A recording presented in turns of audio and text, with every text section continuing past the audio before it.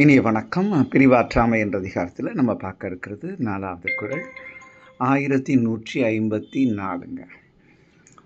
அலித்தஞ்சல் என்றவர் நீப்பின் தெளித்த சொல் தேரியார்க்கு உண்டோ தவறு அப்படின்னு தலைவி ஒரு கேள்வியாகவே கேட்குறார். அன்னைக்கு அப்படியே என்னை அப்படியே பக்கத்தில் அமர்ந்து என்னை தழுவி கவலையே படாத உன்னை விட்டு நான் பிரியவே மாட்டேன் அப்படின்னு அவ்வளோ அணுக்கமாக சொன்னார். நான் நம்பிட்டேன் பிரிய மாட்டார். ஏன்னா அது அன்பில் சொன்ன வார்த்தை. அதனால் எனக்கு அவர் மேல் ஒரு நம்பிக்கை பிறந்தது. என்னை விட்டு அவர் பிரிய மாட்டார்.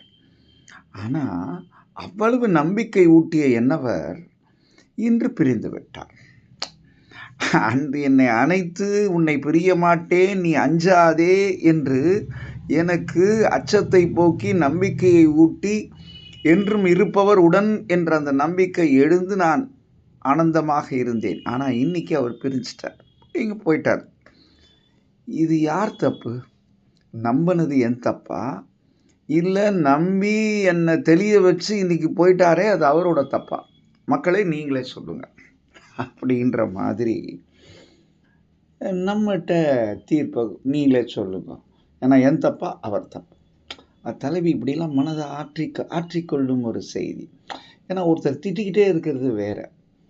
ஆனால் இந்த மாதிரி சொல்லி மனதிலே ஒரு விதமான ஆறுதலை காணக்கூடிய ஒரு உளவியல் நுட்பத்தை தான் இங்கு வள்ளுவர் நமக்கு பதிவு செய்கிறார். அன்னைக்கு நான் பிரிய மாட்டேன்னு பக்கத்தில் அன்பு ஒழுக பேசினார்.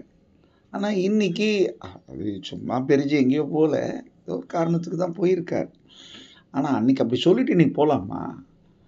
ஒரு உறுதி தந்து அதை காப்பாற்ற வேணாமா? வாக்கு கொடுத்தா அதை நம்ம கடைபிடிக்க வேண்டாமா? நீ வாட்டி காற்றுல விட்டுட்டு போயிட்டியே, வாக்கு கொடுத்த நீ தப்பா இல்லை அதை நம்பினது நான் தப்பா? அதுதான் இங்கே கேள்வி. தெளித்த சொல் தேரியார்க்கு உண்டோ தவறு என்ற அந்த வினாவினை எழுப்பி நம்மை சிந்திக்க தோன்றுகிறாள் தலைவி. இங்கு இது ஒரு விதமான அன்பு ஊடல் என்று எடுத்துக்கொள்ளலாம், அல்லது அவன் மீது காட்டிய ஒரு வெறுப்புணர்வு அல்ல இல்லையா, தவிப்புணர்வாக அதை எடுத்துக்கொள்ளலாம் என்று சொல்லி இந்த நாள் இனிய நாளாக இதய வாழ்த்துக்கள். நன்றி, வணக்கம்.